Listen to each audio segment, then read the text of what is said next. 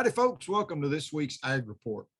So this week, time change is coming quickly. It will be upon us before you know. It's where we spring forward and fall back. And, y'all may have in your mind, you may think, well, those dadgum farmers, they're messing with my sleep. They mess it up twice a year. Uh, uh, Contrary to popular belief, time change, ironically, was not created for the ag industry or for the farmers and stuff. Uh, Honestly, whether you're milking cows or feeding them or what have you, they kind of sync their day with when the sun comes up and when it goes down. And if you ever kind of watch them, they get a pattern. In the morning, they'll be in a certain spot.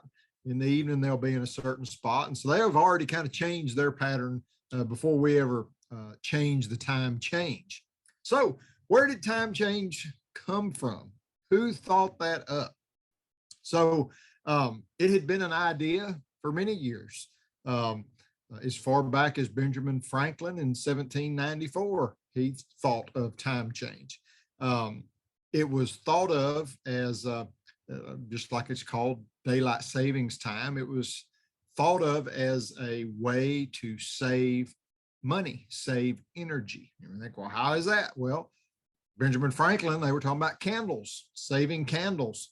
So basically the idea, no matter what time period you're talking about, is everybody shifting their work day an hour or two. It was thought of at one time to do it 2 hours, not 1 hour.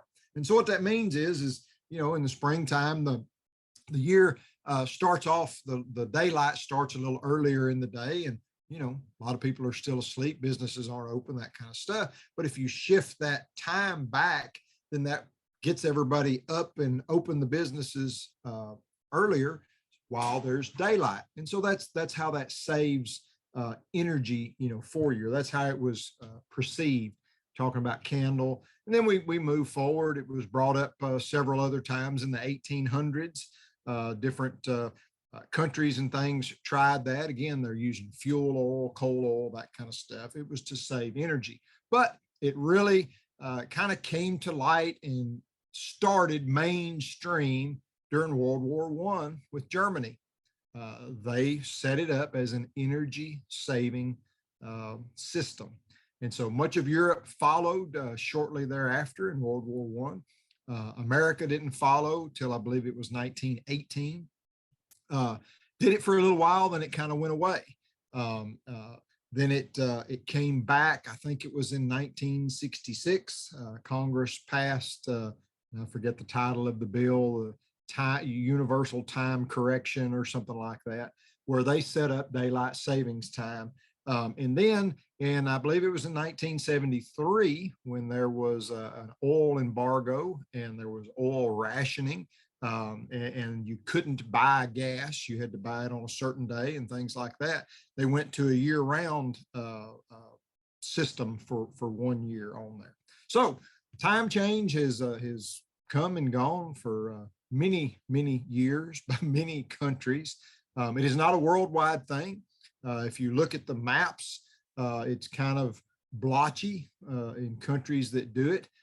As you get close to the equator, most of those countries don't do it because it doesn't change their daylight very much. But when you get way up into the northern hemisphere and stuff like that, then it kind of makes a difference, and you'll have blocks of countries that do it. So there you go. It's probably more than you wanted to know about daylight savings time.